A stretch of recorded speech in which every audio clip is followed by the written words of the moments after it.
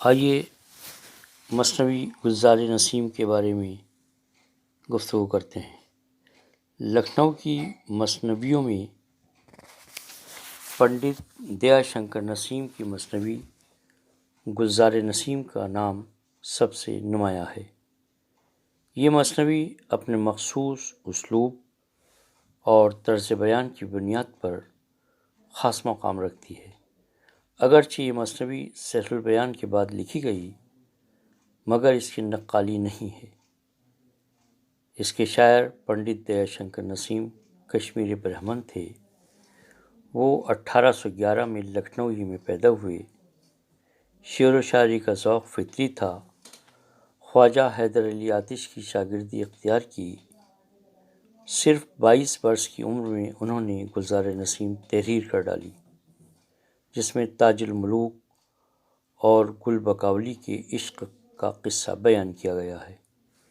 یہ قصہ نثر میں پہلے سے موجود تھا۔ نسیم نے اسے نظم کا لباس پہنا دیا۔ اس کا قصہ سحر البیان کے مقابلے میں زیادہ پیچیدہ ہے اور کہانی کئی مراحل سے گزرتی ہے۔ اس کے علاوہ اس کہانی میں کرداروں کی تعداد بھی زیادہ ہے۔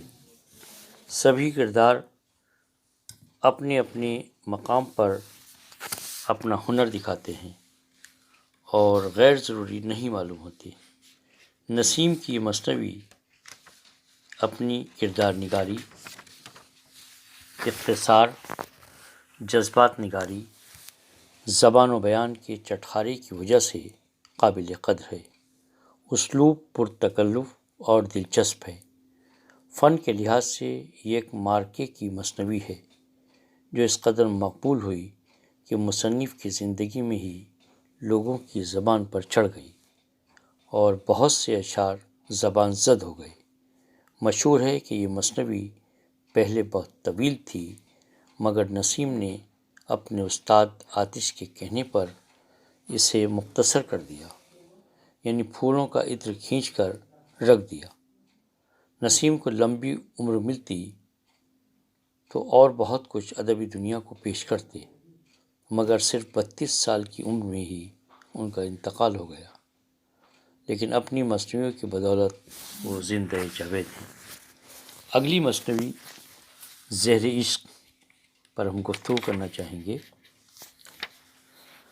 لکھنؤ کی مثنویوں کے ارتقاء میں نواب تصدق حسین شوق کا نام کسی تعارف کا محتاج نہیں ہے۔ انہوں نے 3 مثنویاں لکھیں: زہر عشق، بہار عشق اور فریب عشق۔ جس دور میں یہ مثنویاں لکھی گئیں، اس وقت غزل کا دورہ تھا۔ شوق نے مثنوی میں اپنی جداگانہ پہچان بنائی اور لکھنوی طرز معیشت کا سچا نقشہ کھینچ دیا۔ انہوں نے پریوں، جنوں اور بھوتوں کی کہانیاں نہیں سنائیں، بلکہ اپنے سماج کے جیتے جاگتے کرداروں سے کام لیا ہے اور اس عہد کے اودھ کی سماجی زندگی کو پیش کیا ہے کہ کس طرح چلمن کے پردے میں عشق و عاشقی اور عیش و عشرت کے کھیل کھیلے جاتے ہیں۔ اس لحاظ سے شوق کی مثنوی بہار عشق بیگمات اودھ کی زندگی کی سچی تصویر ہے۔ ان کی دوسری مثنوی بہار عشق ہے، جس میں لکھنوی رنگ ڈھنگ کی پوری تصویر محسوس کی جا سکتی ہے۔ بہار عشق کی مقبولیت کا راز زبان کے لطف اور محاورے کی چاشنی میں پوشیدہ ہے، جن سے کام لے کر نواب مرزا شوق نے سادگی اور سلاست کا دریا بہا دیا۔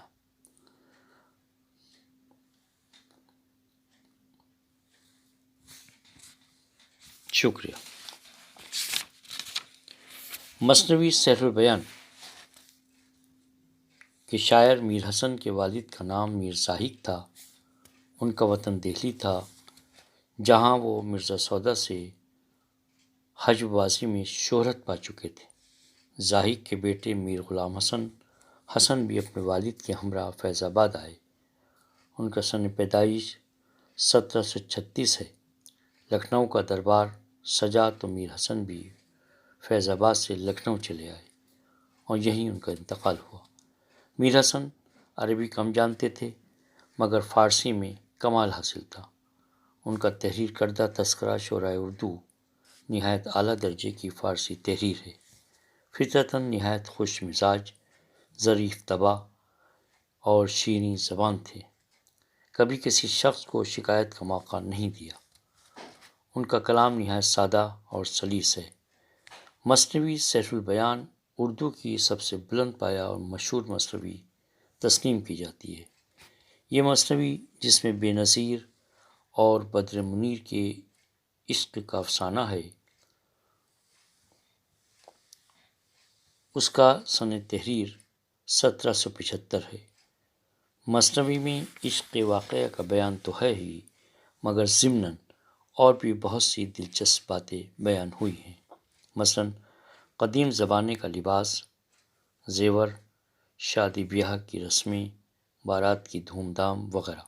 غرض یہ کہ میر حسن نے مثنوی میں دلی کے رہن سہن کا پورا نقشہ کھینچا ہے۔ زبان سادہ اور صاف ہے۔ سینکڑوں شعر تو ضرب المثل بن کر زبان زد ہو گئے ہیں۔ بیان کی صفائی، سادگی اور سلاست تعریف کے قابل ہے۔ مضمون میں قدر شوخی پائی جاتی ہے۔ کتاب کو لکھے ہوئے اگرچہ 200 سال سے زیادہ گزر چکے ہیں مگر کہیں بھی یہ احساس نہیں ہوتا کہ ہم کوئی قدیم تحریر پڑھ رہے ہیں۔ البتہ ایک بات ضرور ہے کہ میر حسن نے ہر بات بیان کرتے وقت کافی طوالت سے کام لیا ہے۔ کئی صفحے ایسے نکل جاتے ہیں کہ اصل قصہ وہیں رہتا ہے اور ایک ہی بات کی جزیات بیان ہوتی چلی جاتی ہیں، جبکہ اس کے مقابلے میں نسیم کی مثنوی بہت مختصر ہے۔ مختصر طور پر یہ کہا جا سکتا ہے کہ میر حسن کی مثنوی سیف البیان سچ مچ ادب میں ایک جادو کا سا اثر رکھتی ہے اور بلا شبہ اردو کی بہترین مثنوی کہی جا سکتی ہے۔ شکریہ۔